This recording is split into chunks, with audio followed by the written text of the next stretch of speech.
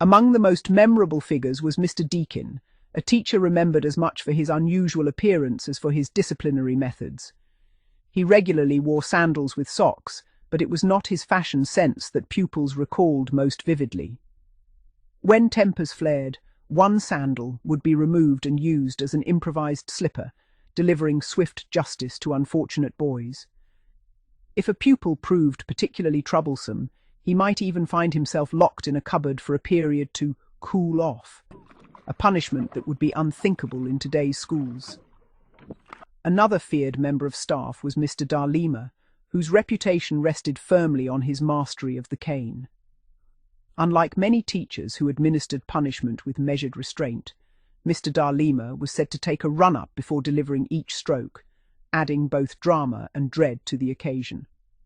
Pupils who experienced his discipline rarely wished to repeat the experience, and many quickly learned that avoiding trouble was preferable to facing his formidable technique.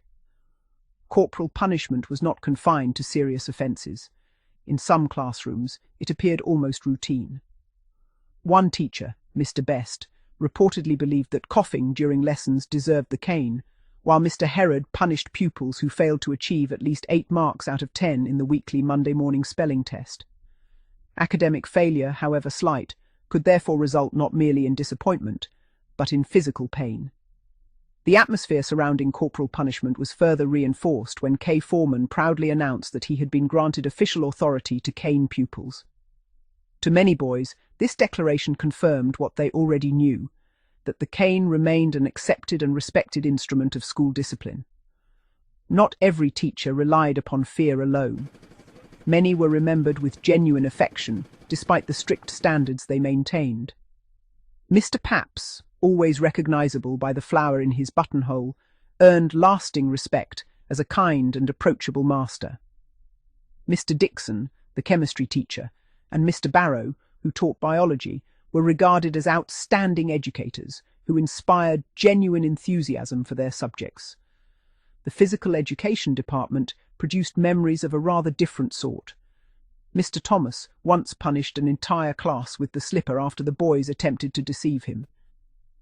Instead of completing the required 2 laps around the block, they ran only 1 before spending the remaining time relaxing in a nearby park, hoping their absence would go unnoticed. Their plan failed, and every member of the class received the slipper for their dishonesty. Other teachers also left lasting impressions. Mr. Wetnall, an Olympic badminton silver medalist, sometimes appeared frustrated that his sporting expertise was not fully appreciated by his pupils. Mr. Nash later left teaching altogether to manage the successful 1980s pop group Japan. Mr. Preston, remembered fondly by former pupils, retained his passion for music long after leaving the classroom, while Mr. Eisen, the clarinet teacher, quietly guided many beginners through their first musical lessons.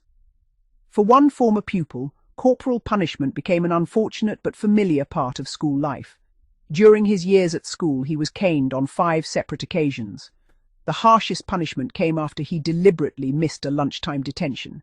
His intention was not to receive the cane, he simply wanted to play football with his friends. The decision proved costly. Summoned to the headmaster's office after lunch, he was ordered to bend over and received 6 sharp strokes of the cane across his backside. The pain was immediate and severe. Cane marks often remained visible for hours, sometimes days, and sitting comfortably afterwards could be difficult. That evening, his younger brother saw the angry red welts left by the punishment and became deeply anxious, knowing that he himself would be starting at the same school the following year. Strangely, among many schoolboys, there existed an unspoken culture surrounding corporal punishment. Although no official competition existed, some pupils quietly boasted about the number of times they had been caned, wearing their punishments almost as badges of honour. It was a curious mixture of bravado and youthful pride, masking the fear that almost everyone felt when summoned to the headmaster's office. Most punishments resulted from attempts to avoid being caught rather than from deliberately seeking trouble. One memorable incident occurred when, encouraged by a group of girls he hoped to impress, the pupil fired a paper pellet across the classroom at a supply teacher. The teacher exploded with anger, wrongly accusing several innocent boys before the culprit finally admitted responsibility. There was little discussion. He was immediately marched to the headmaster's office to receive his punishment. Another episode reflected the harmless rebellion common among teenagers. At the beginning of a new school year, pupils were issued with fresh exercise books. Almost immediately, they decorated the covers with the names and logos of their favorite rock groups and football clubs. The following week, a young social and moral education teacher ordered everyone to cover the books properly. Rather than comply, a small group devised a new plan. They carefully covered their books, not with plain paper, but with even larger photographs of their favorite bands and football teams. It was a deliberate attempt to test the patience and authority of their new teacher, pushing the boundaries to discover just how much they could get away with.